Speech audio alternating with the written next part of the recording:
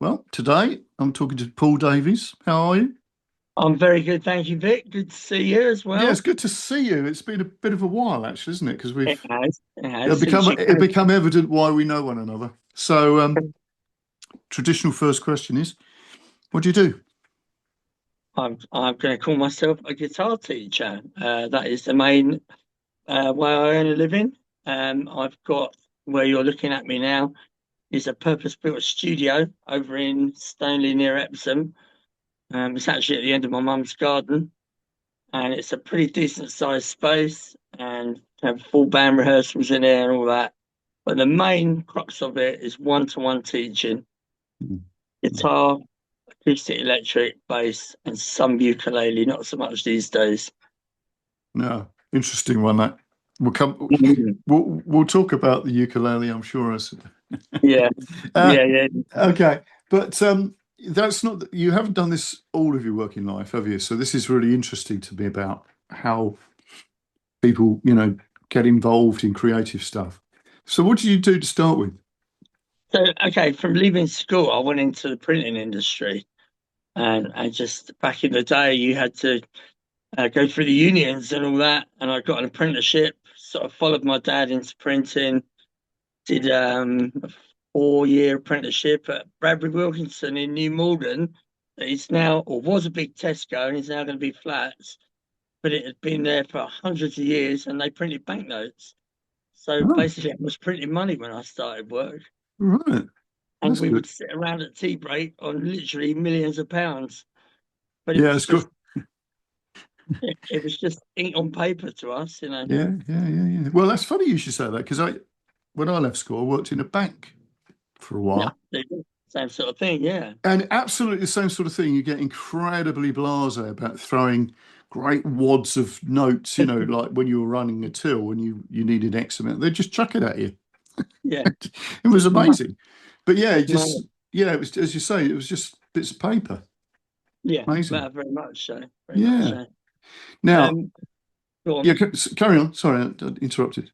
Yeah, I mean, I won't, you don't want to hear the whole boring story, but Well, I think print. it might be interesting. That's why I Oh, wanted okay. to. Well, so that was a job for life. Anybody that worked there, it was one of those old style companies where they had a full social life, sports teams, staff welfare. It was a fantastic place to work. The money was excellent, but we were there at the end of its life, and it got bought out by another company.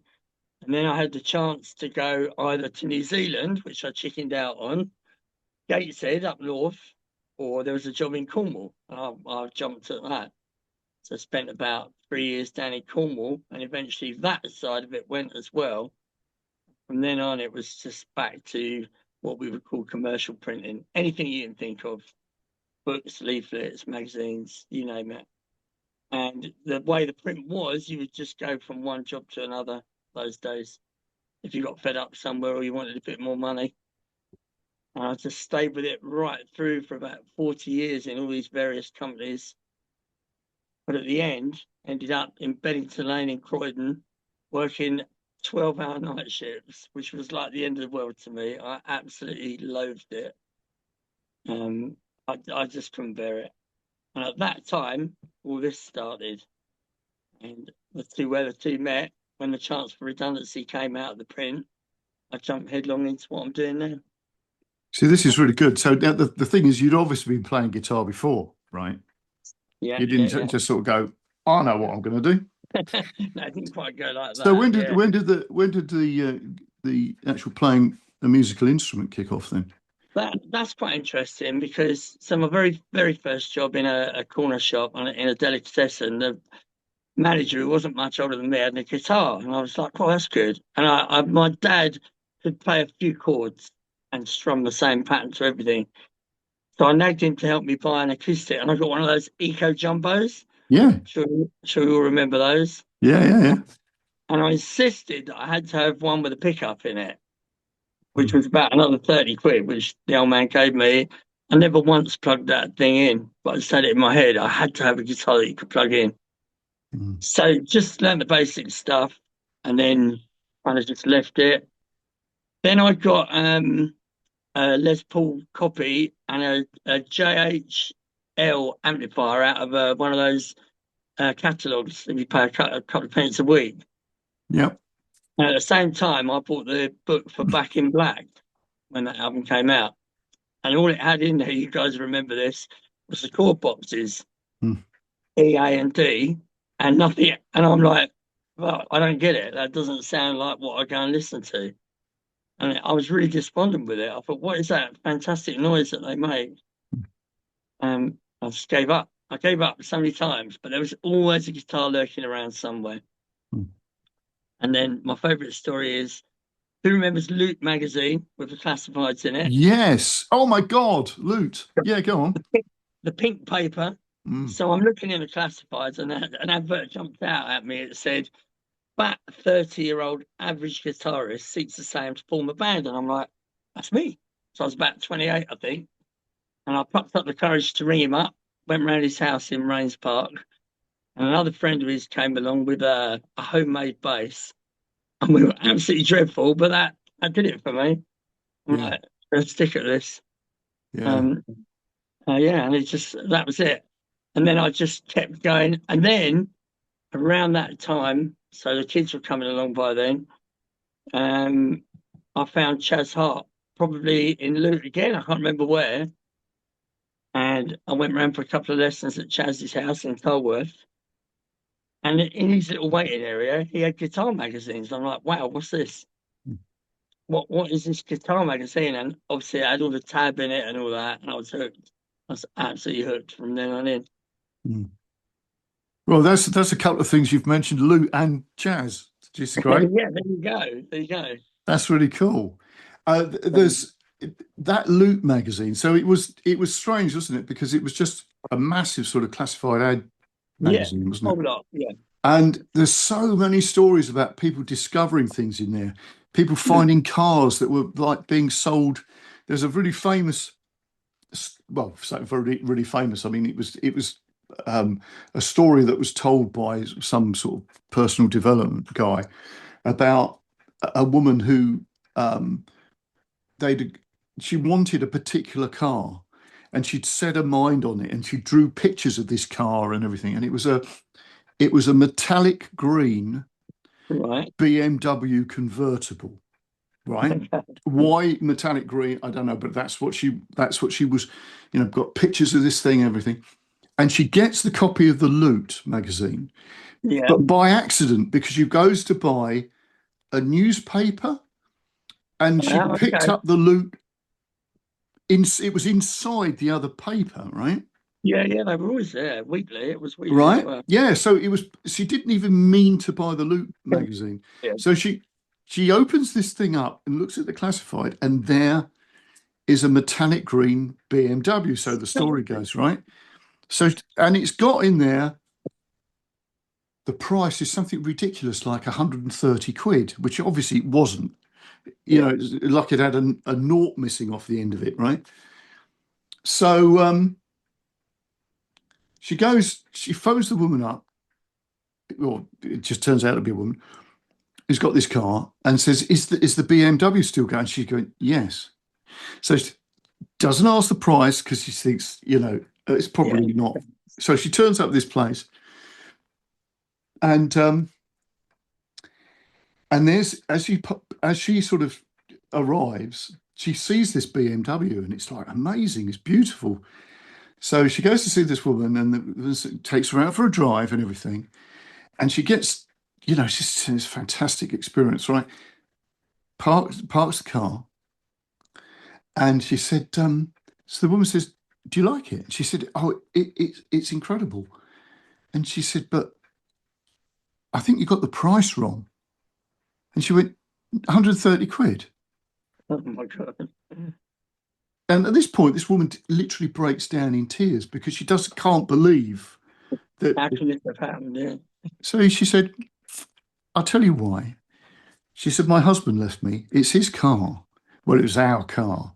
And he said to Mm. me, "Just sell the car for me, will you?" So she said, "I have." So that's what she did. She sold it for next to nothing just to spite this guy. But this is all like in the Loop magazine. But it was like there's lots of stories like this about that Yeah, magazine I'm because it was sure. incredible. And it was an amazing thing. And obviously, like, the whole world's online now, along came Yes, eBay. yeah, That and you sort don't of see thing, those but little sort of quirky things anymore, do you? no, definitely not. Definitely No. not. Anyway, we went slightly off, but it's just Good so story. wonderful you spoke about that magazine. There you go. It's But good. so the other thing was Chaz, obviously.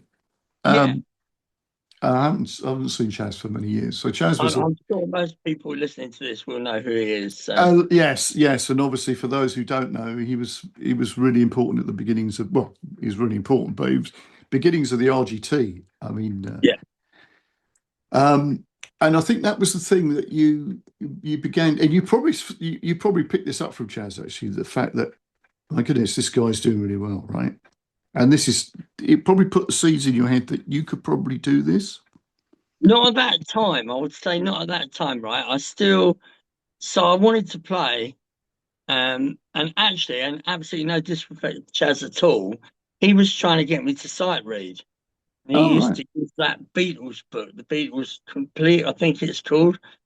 Um, and he picked a song, Golden Slumbers, which, because I've lived under a rock most of my life, I didn't know that song. So I was literally trying to learn to sight read the notes, no tab.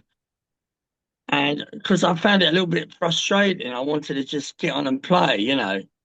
And he invited me to go and see a student of his playing in a wine bar. And this young lad was fantastic, him and the bass player. I'm saying to Chad, so do you think I'll be able to play like that? He said, well, it's up to you if you put the work in, you know. So I didn't go stay with him that long before I stopped. But obviously at the beginning, when I was a teenage, when I learned guitar, as far as I knew, there were no such thing as a guitar teacher around. If No. they were, it would have been classical guitar Yeah. and it would have been reading music. Do I Yeah. regret not learning to read music? Sometimes, but I think the reason why the guitar is so popular and so accessible is that you don't have to read music to play it. And certainly, if I get parents, a new one comes in with their child, they're usually quite surprised when I say, you need to know that I can't read music. And they're like, what? And I say, well, hang on, that's not strictly true. So I explain the tab system and I say, but I am reading the rhythm above it because tab doesn't tell you the rhythm, you know. So yeah, just yeah, the fact that he had that studio and those guitar magazines and that, it did really ignite something. And when do you remember the magazine Guitar Techniques Mm. came out in '94, and where I was working, the first 3 years, I had every copy of that, and I would get it religiously. Nearly got the sack about once a month because I was just reading it at work instead of doing what I should have been doing. And then yeah, really did try and learn some difficult stuff and things like that. But still pretty lacking on the theory side of it and that really. Then did you know the school in Acton, Alan Limbrick had a school called the Guitar Yes. Institute. Yes. Yeah. I went along there, and if I remember rightly, that's where I met Max Milligan. Yes. Um, Probably. Yes. I think Max was there, wasn't he? Yeah. yes, he was. Yeah. So Alan Limbrick did no, Max, Alan Limbrick, oh, Ian Scott did a blues course. I was interested in that. I could only do part time. I was working and I had kids. So I did a 10-week blues course with Ian Scott. And I knew pentatonic scales and stuff like that by then. And week one, at the end of the lesson, Ian goes, right, let's do some jamming. You, up you get. And in walks a drummer and a bass player. And I'm like, he said, no, you. I said, what, get up and play? And he said, yeah. And I went, I can't do that. He said, yes, you can. And that was a massive game changer. Yeah. Just playing in that situation in front of the other guys. Everyone was terrified doing it, but that Yeah. really sort of got the taste for it, you know. Yeah. Yeah. Yeah. I used to when I was gigging a lot more. Um, I used to always have students playing at some point in the Yeah, evening, right?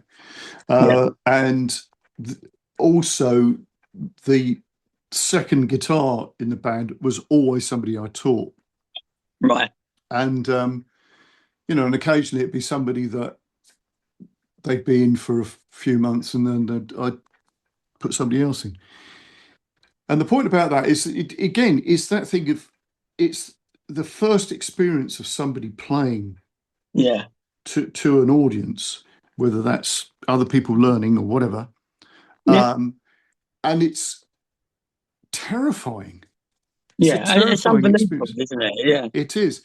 But the thing is, if it's one number, Yeah. that's they can get out of that. And of course, the adrenaline as at that point has kicked in, and they just want to do it again.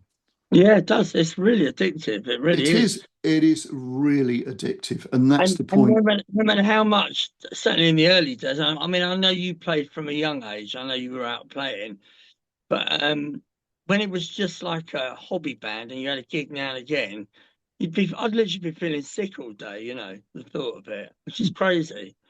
Well, Um, actually, I don't think it ever goes away. Actually, performance anxiety. no, that's Okay, very true. it might not be that you feel sick or whatever, No, but you know that it's sort of in the back of your mind that you've got yeah, to do well, this and you've got to leave at a particular time and you've got to set the yeah, gear up. when it's a gig day and we're playing loads at the moment, it's the most I've ever played.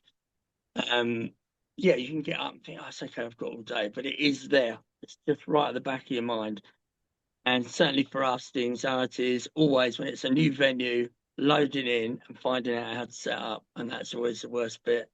And have I remembered everything and all that? Yeah. This is And interesting. This. that's where the anxiety comes from for us. We're really no matter, and we played like 3 times on the bounce last week, so you think it'd be a bit more comfortable by then, but there's still that little bit at the beginning. No. It's. I don't think it. I don't think it goes away really. Yeah, but you need Um, to be. You can't go in like completely blasé, or you can't be doing it. It doesn't work like no, that. You've got, exactly, yeah, exactly, because it doesn't give you the necessary energy to perform. I yeah, mean, and you. okay. That's it. And you've absolutely got to be switched on and keep your concentration and that. So I'm just going back to that acting one. So then I went back and did. They called it a foundation course with Max. And legend that the man is, that was I never forget. He's gone right. We're going to learn a major scale, right, and probably C major. And I'm like, why do you want to learn that? It's all minor pentatonic. That's it. That's all you need.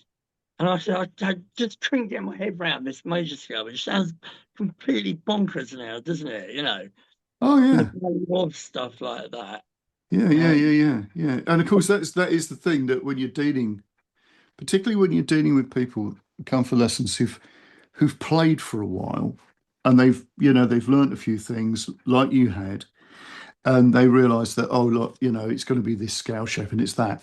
And whenever I play, even if they've played a major scale, it's never fitted, right? Because Yeah. nobody explains to you why it doesn't fit. Because obviously the structure of the chord sequences in rock music or sort of contemporary music mostly are modal. The chord sequences aren't quite right. They're not quite Yeah, that's it. in a Yeah. major scale, right?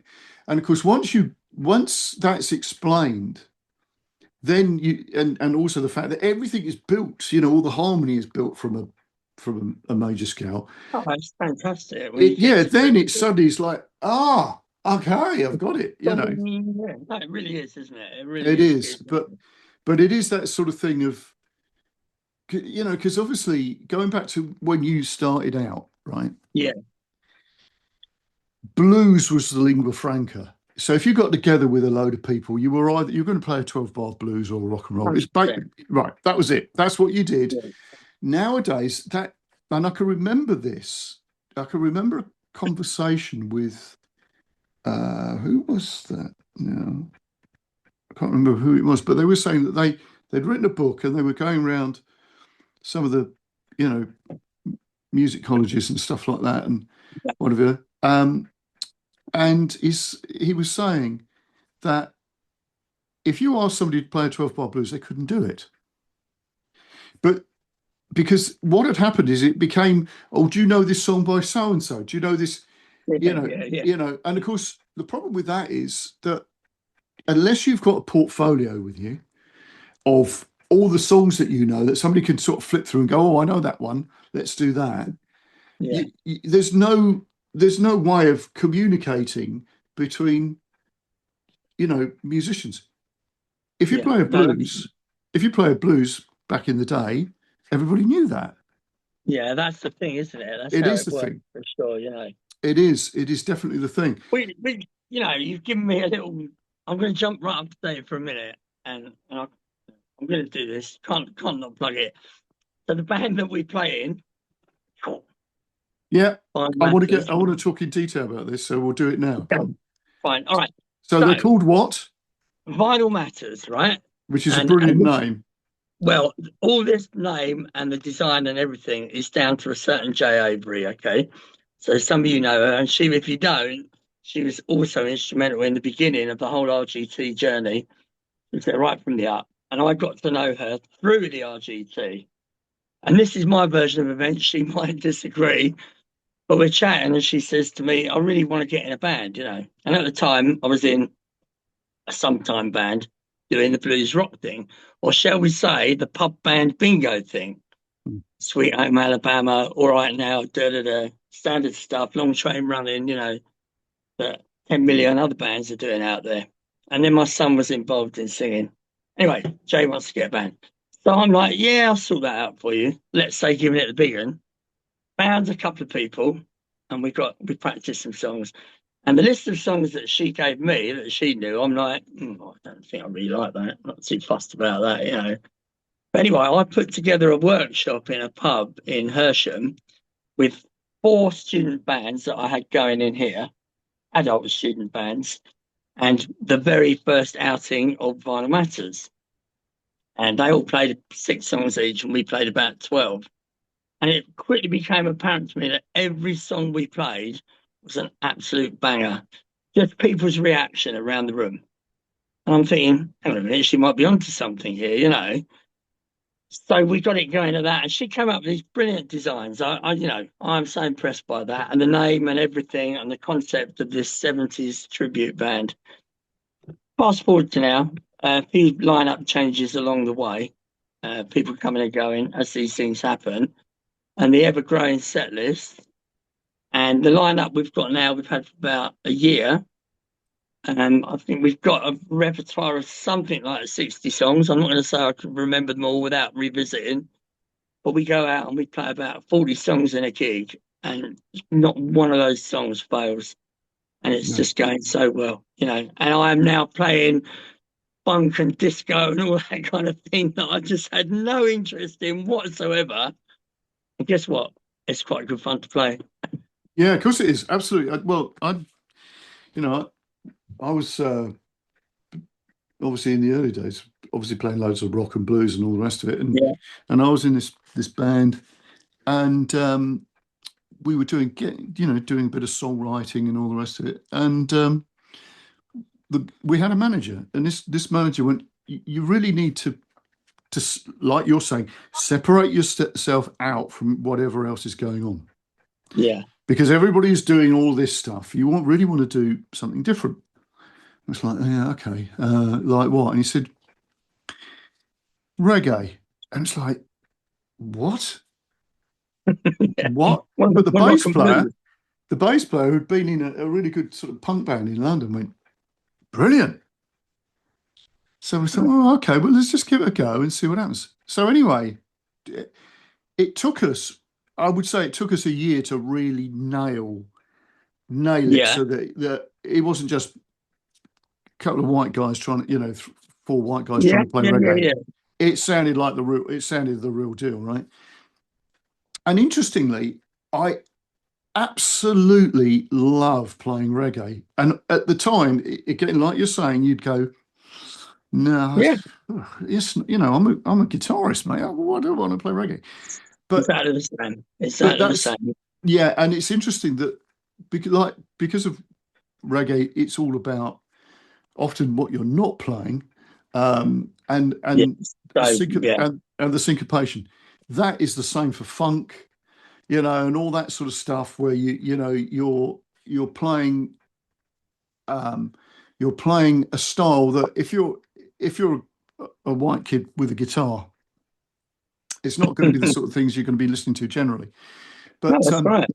so that was interesting, and that is such a, and you must see this with kids when you're teaching them, right, or Yeah, whoever. yeah. They'll come along and it's like, I want to do this, I want to do that. And then you'll introduce something and it's a bit like, but if you introduce it in such a way, you do this because this is a really good explanation about this thing that you sort of need to know about. And sometimes that acts as an amazing trigger Yeah. to these people, and they change their way of thinking about stuff. And, something they would have dismissed becomes an Well, important part of their musical thinking.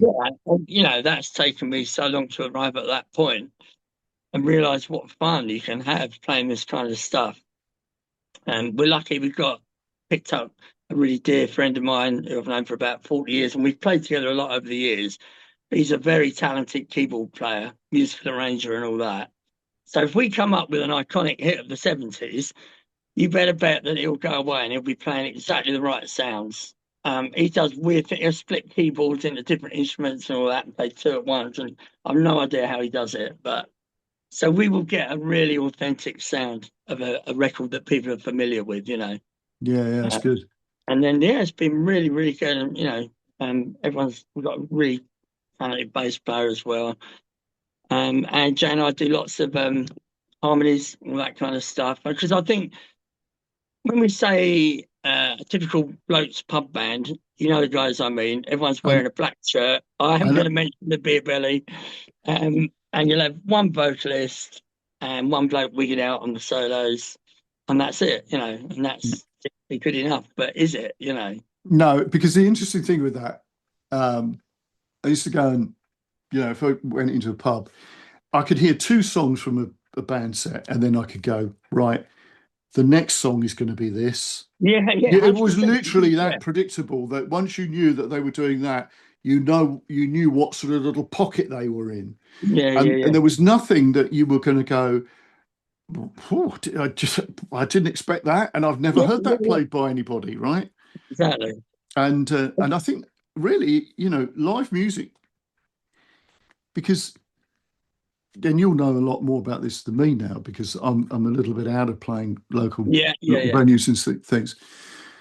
Um, but the number of venues is much smaller than it was, yeah, and I think if you're going to go and see a live music, you want to be sort of surprised, don't you? yeah.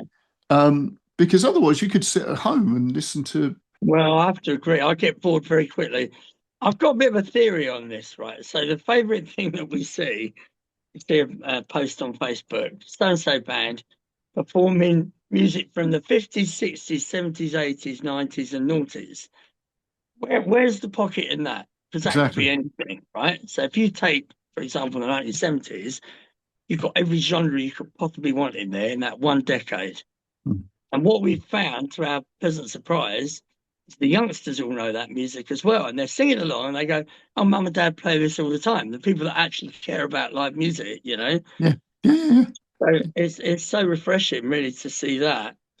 But the other stuff, the other problem you've got as well, the pubs, the actual pubs, they don't seem to know if they want football on the telly or a band. And we've really started putting our foot down. Yeah, bookers, great, but you're not putting those TVs on, or we won't bother. yeah. Exactly. Because that's the point, isn't it?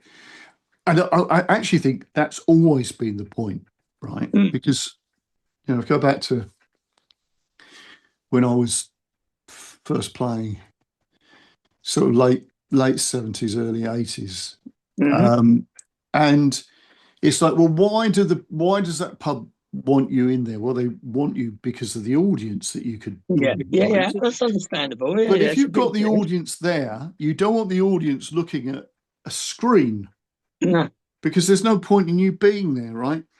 yeah, But that also means that you've got to, like you've just said, you've got to look the part, and I know you guys do, because um, you don't want to be just like the uniform of the black shirt and the whatever, no, no, you know. it's all been done. All that's been done.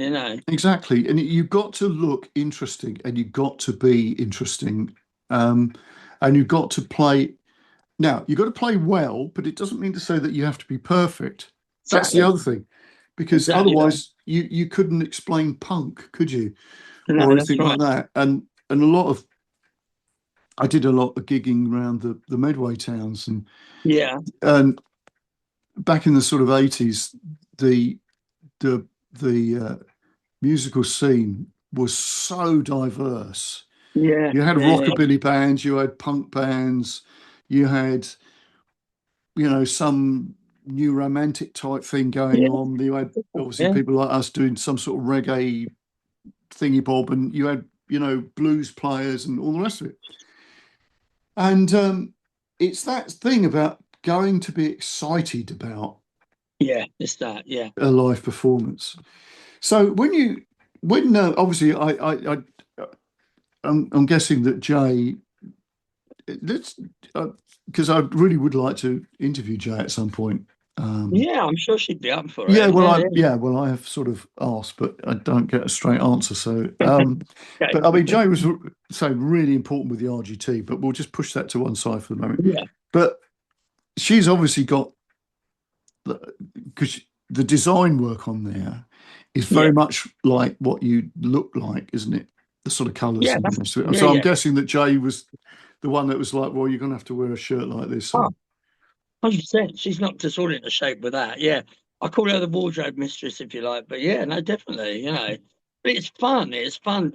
One of the very early ones we did, we managed to get a wedding of some old neighbours of mine.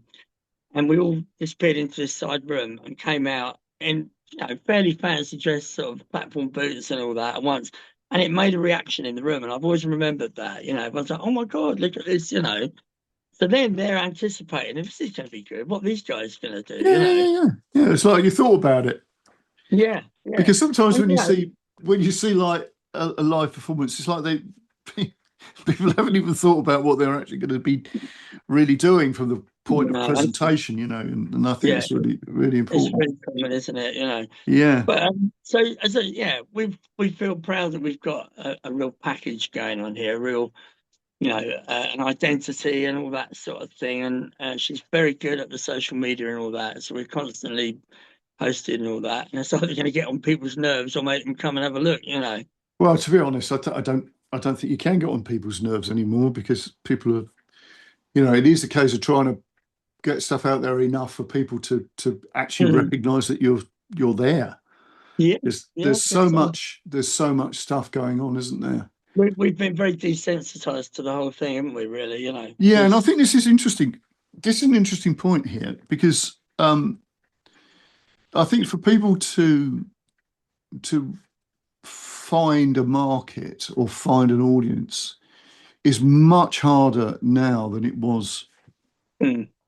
back in Yeah, the of course. day. Yeah, yeah. Because you would think, it sounds slightly counterintuitive because there's all the social media and everything, but the point is everybody's on it, Yeah, right? yeah, If you were a band pre-internet or certainly pre-social, Facebook yeah, and yeah, all the yeah, rest yeah, of it, you could go out with posters in an area and you could go around and put posters up in windows and all the rest of it. And people would see you there because there's nothing else unless other yeah, people were doing that. And if there yeah, were, there'd only be another band or two, not, you yeah. know, No, it's very watered down, isn't it? The whole thing well, it now. Yeah, is. Yeah, if you think about my Instagram feed, there's a reggae musician in South America, Brazil actually, and she's always on the Instagram feed. Well, I'm never going to be able to go to, however, appealing she is to think, oh, it'd be nice to go and see her play, but I'm not going to be able to go to Sao Paulo or wherever it is she is. You know what I mean? yeah, But no, she's on definitely. my Instagram feed. Yeah, yeah, yeah. I just remember the other thing I was leading to, and I said I've got a theory about the pub bands as Yeah. well. So with the amount of publications that are out there, including stuff that we work with and magazines and all that, I'm pretty convinced that the guitar players learn that one out of the magazine and go, let's do that one because I like it and because I've learned it. And that's Yes. that's where it ends. And that's why you're hearing a Yes. million bands play Brighter Side and a million bands play Dakota and that sort of thing. They've got it out of a magazine and that's it, let's all do that. Yes. And of course, So, actually, so we'll get into the little world of education, right? yeah, Um, the whole way of teaching guitar because it's a contemporary instrument yeah. is so different from when I started off, right? Oh, it must be, yeah. It must Totally be. different. So, when you started off, you could go, okay, we're going to do this thing by, you know, we're going to do this track by the Cream because it's a really good explanation of this riff and and Yeah, he's taken this song by Albert King and he's done yeah, this and you can see here some Clapton's lines are basically Albert King's things but he's sort of developed them and everything and that was it and people would learn that or they'd learn whatever it is, right? yeah, There was a limited amount of stuff because yeah, I had to work it out off a recording, yeah, yeah, yeah. right? So There's you're transcribing it yourself. Yeah, yeah, exactly right now you've got this situation because of tab books and everything and they're brilliant and everything but people don't use their ear anymore no, because they can get the book. And then what happens is the whole education thing gets twisted because it's easier to do something that you can hand a book to somebody and go, we're going to it is learn easy. this. You go away and learn that. And then you can critique what somebody does, which is Yeah, not the same. And it's not really what contemporary musicians ever did. no, I know, and You know what I mean? It's like it's I will being taught like a absolutely, classical yeah, instrument, right? yeah, I will Uh, absolutely put my hands up to using all that stuff in that way. You could even accuse me of being a bit lazy with it, but it's what people seem to want. well, Um, this is what I'm wondering, you see, because when people turn up and they go, I want to learn this number, that's fine, because you could do that because you could yeah, use that as a hook, right? yeah, But I think the thing that and it's not just us. This is not really where the problem is. The problem comes in when you go up and because exams exacerbate this actually, right? yeah, yeah, yeah, Which very much. is um, that people start then getting marked on reproducing a solo by somebody, right? Um, Yeah, by Joe Satriani or whoever, whoever, yeah, yeah. right? Yeah, All the big names, yeah, yeah. But of course, in if you go back far enough, those people would never have copied a solo anyway. They would have nicked all the no, ideas and done their own thing. So yeah, the point is, the very nature of the way that people are playing has changed. Um, 100%. and And and go so on. you get technically people that are technically very, very good, but there's something like the originality, which goes back again to what we're saying about pub bands, right? The Huge originality numbers, of yeah, making something yours.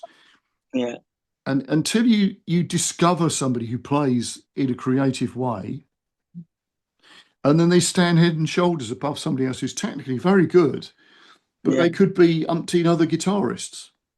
I've seen it, and so have you. And it goes back really neatly full circle. Go back to the original RGT courses from Yeah, Tony Skinner. I yeah, go back to them. I use them loads now because that's how you learn it. All the rock school stuff and all that. And I do use it because it's convenient and popular.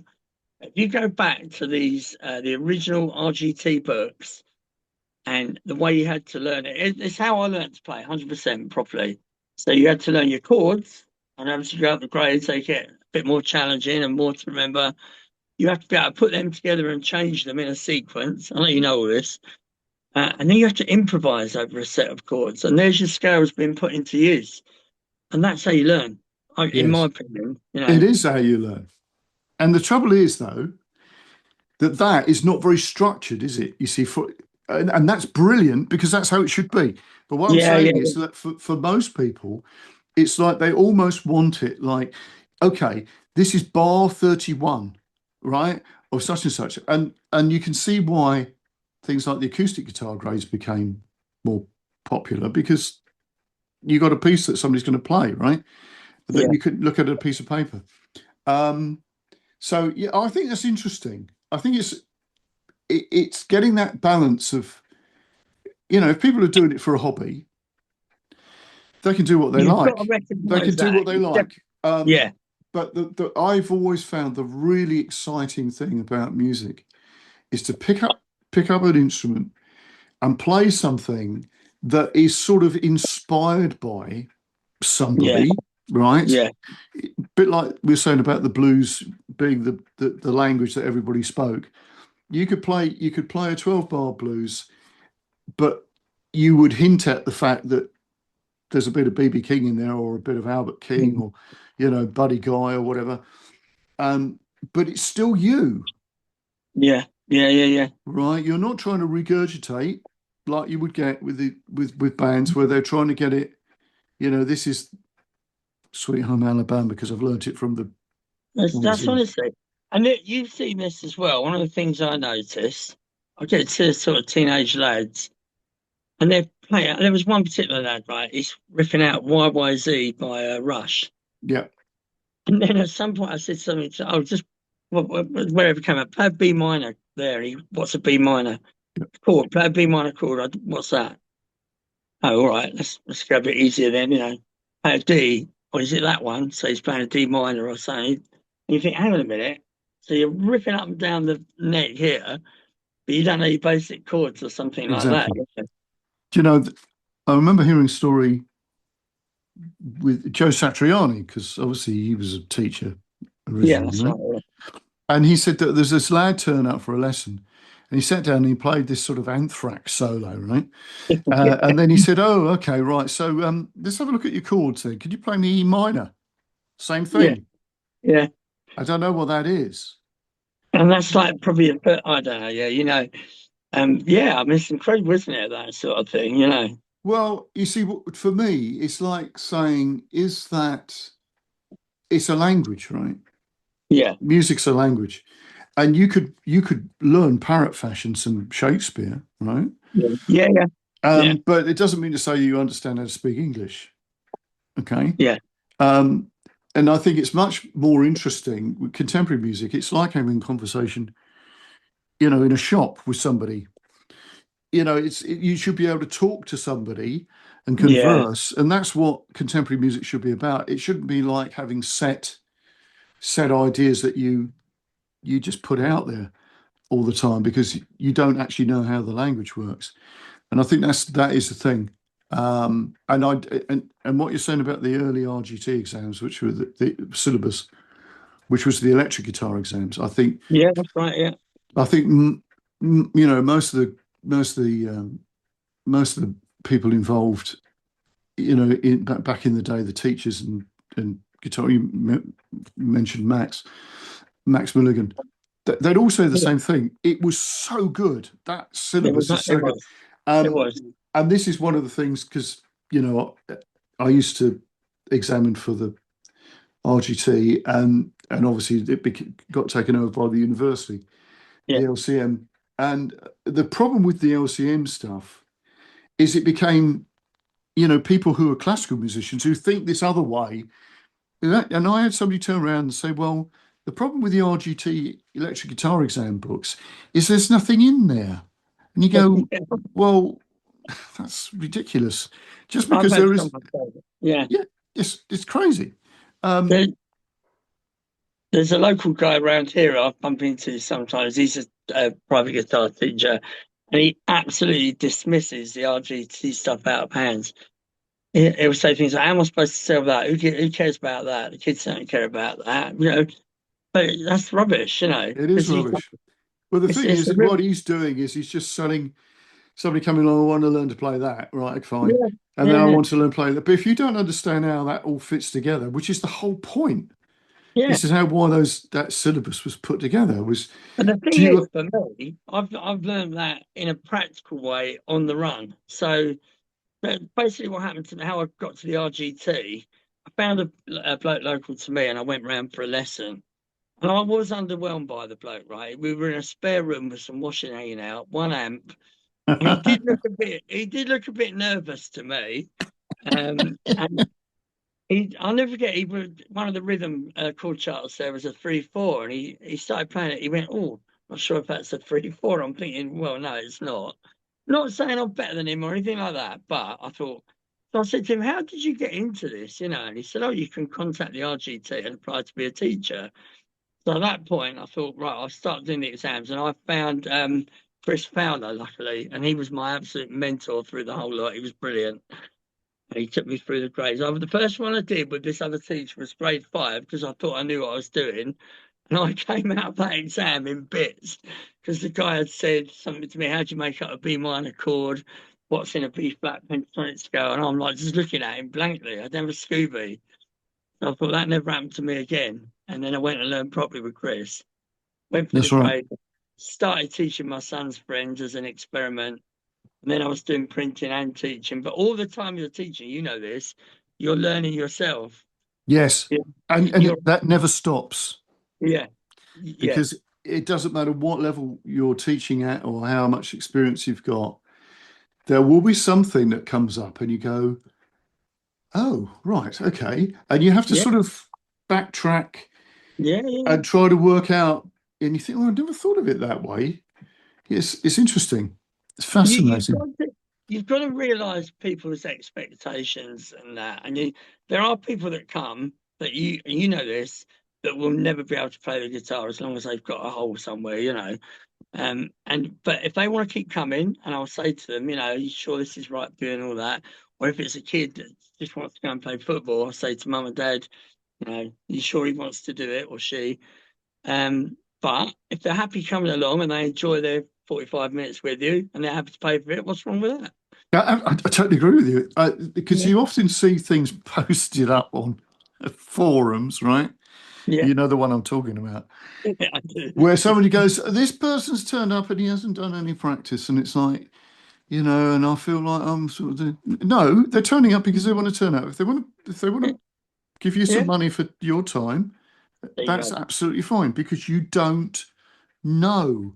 And I've had a couple of experiences where I've had people that you think, oh, seriously, Oh, it's yeah, just not going. And then something happens yeah, and they suddenly become really good. And one yeah, guy, I mean, I often quote this, but there was one guy, for a couple of years, he was a bit like, he was just turning up and whatever. He enjoyed the lesson, but he didn't do any yeah. practice or anything. And I then bet. suddenly he decided that he really wanted to do this. And within about a year, this guy was in a band, and they were doing. This was in the early days of Guns N' Roses. He was doing Guns N' Roses covers. Then he joins another band, and then they start touring. So he tours Europe and he tours, Wow. Japan and America. And this guy, you would never have said this chap is going to do Yeah, this, yeah. right? So Never you say can't never. tell. You cannot tell. No, you can't. You No, can't. because it's all Yeah. down to the people. Yeah. And one of the things I found, one of the things I knew when I did mine, particularly related to that experience I had in the spare room, I thought if I'm going to do it, I'm going to have a proper space to work in. So you know this room, you've been in here, and when people walk in here, they think, well, this is the real deal. Yeah. You know, this is Yeah. pro level. You know, this is what I expected to pay for. Yeah. Yeah. Yeah. Yeah. It's Yeah. part of what you're offering. You know, Yeah. Absolutely right. I mean, I've if had you're some guys. Go on, after you. no, but you are right. If you turn up in an environment that doesn't speak of you knowing anything, or that you're part of the deal, right? Yeah, Then it's like, oh, okay. And I've turned up for examination places like that, yeah, right? And I know, Max, saying Max, but there's Max and somebody else parti- tells stories of one of the early days was literally in somebody's bedsit, and that was the yeah, examination centre. This is before we could vet everything, right? But yeah, you think, well, how do people assume that that's going to work? yeah. Um, you I know, think the pianists out there would tell you that they've often done exams on out of tune pianos in oh cold yeah, church halls and in people's houses and that. That was a definite thing, wasn't it? yeah, yeah, and environments that are not suitable for doing in exams, that places that are too cold, so that the I did a candidates very, like, very, very cold one with Chris up in that top room of a church, and you could barely feel your fingers, and that wasn't good. no, You know, I exactly, remember that. exactly, yeah, But it yeah, has. yeah, I yeah. mean, I lament the days of the in-person exams. I think that was really the way to do it. Um, None of mine do that now. I just put a camera up in here and do them in here. Yeah, yeah. Well, I Yeah. mean, the thing is that Convenient. it is convenient, but I think you're right because the thing of actually being okay, playing in front of a camera is not easy. Let's get that No, straight because it people isn't go easy. to pieces. They really But do. the thing is, it's that rapport thing that you get, Yeah, right? Even if you're sitting in front of an examiner, and generally they don't say very much. I tended to say a little bit more, but the point about you having some contact with another human yeah, being, because if you're playing gigs, that's exactly what you're doing. You're having yeah. some sort of contact, aren't you? And I think it's I part of mean, the experience. you are an examiner. I mean, you've seen people like they're walking the Green Mile, haven't you? Like they're literally going to the gallows coming in to see you. It's Yeah, I mean, yeah, I mean, the worst one. They're often adults actually that yeah. Oh, they're are much worse than the kids. Yeah, absolutely the extreme of that. And there was one guy. I don't know if he was in Greece or whether he was in Malta when I was doing some exams out there, yeah. and he couldn't plug the guitar lead into the guitar because his hands were shaking so much.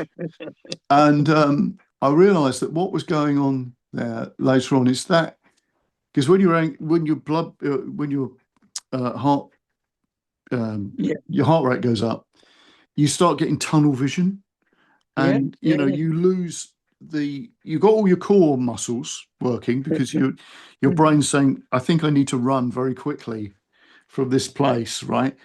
But all the finer bits, like your muscles in your fingers, on the nerves and stuff in your fingers, start to sort of malfunction, It's incredible, right? honestly. So he couldn't plug in. Yeah, I can So, believe. you have to sort of sit and chat with them and say, no, it's fine. Everybody's nervous, so don't, you're no different from anyone else here. Yeah, yeah, yeah. So if you take a nice deep breath, and we'll just warm up a little bit. You play a few chords, and you turn the whole order of the exam around, and he was fine in the end. But Oh, it that was was that good. initial thing. But as you say, it's almost like they're almost like there's a firing squad waiting for them. Honestly, I did one of the diplomas up at UWL. I can't remember the two guys that examined me. Actually, there's two of them, and I took my pedal board and I, of course, put them in the wrong holes. Yeah, Nothing came out. And they were going to me, it's all right, take your time, but what they meant was hurry up. You've only got a certain time slot. And your yeah. You mind have to sort of goes, walk a very fine line. That's very true. Of just sort yeah, of yeah, and I understand that. They've been nice, but don't worry, mate, take your time. And I'm just looking at it thinking, oh, I've got no idea. Well, that's no sound coming out of that.